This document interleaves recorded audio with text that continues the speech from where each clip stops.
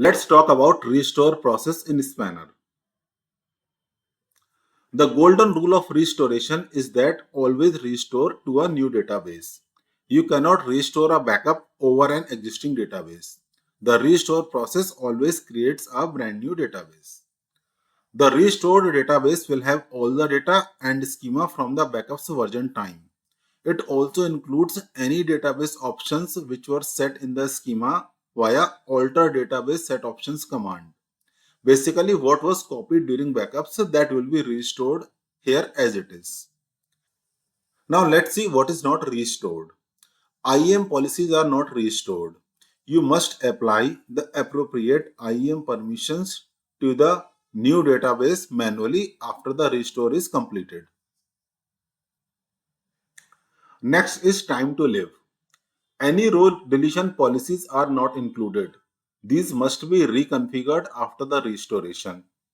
If we remember from backups tutorial, we have learned that backups include all database options that are set in the schema using alter database set options command.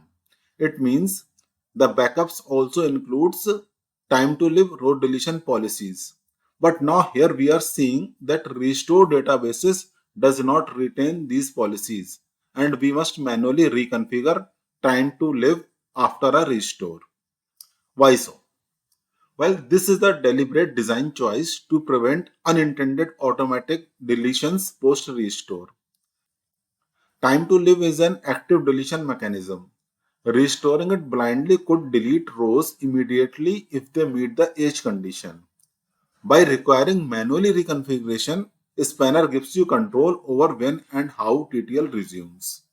So backups include TTL metadata, but restores do not activate that TTL. You must reapply it. We will also see a demo about it. Apart from this, internal change stream data records are not included, and if there is any custom split configurations, they are also lost. Let's see what are the prerequisites for the restoration. When restoring, the new database has strict compatibility requirements with the instance it is restored into. Let's see all those requirements one by one. The newly restored database must be in the same project as the original backup. The target instance must have the same instance configuration and the same or a higher tier Spanner edition. Restoring from enterprise to enterprise or enterprise plus is fine, but standard to enterprise will fail. The compute capacity, that is the number of nodes and the processing units, they doesn't need to match, but you must ensure that the target instance has enough capacity to handle the restored database storage size. Cross-region restore. If a user want to restore outside the original instance region or project, they can follow the two-step process. User must first copy the backup to a destination instance in the desired region or project. Once the copy is complete, user can then restore from the copied backup within the destination instance in the project. If the backup is enabled with customer managed encryption key, the key and key version must be available to Spanner for the restore to succeed. Let's see the three restoration states. Restoration is a high availability process that transitions through three main states. First step is creating. In the first creating state, Spanner creates the new database and mount files from the backup.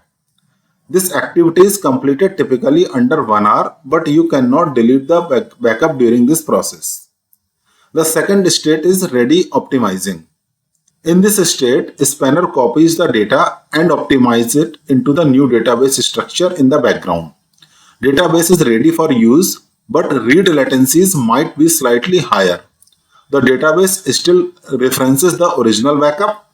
This activity takes usually a few hours. The third state is ready state. In this state, database is fully restored, optimization is complete, the database no longer refers or requires the original backup. One thing to highlight here is that restoration can proceed as long as majority quorum of the target instance regions and zones are available.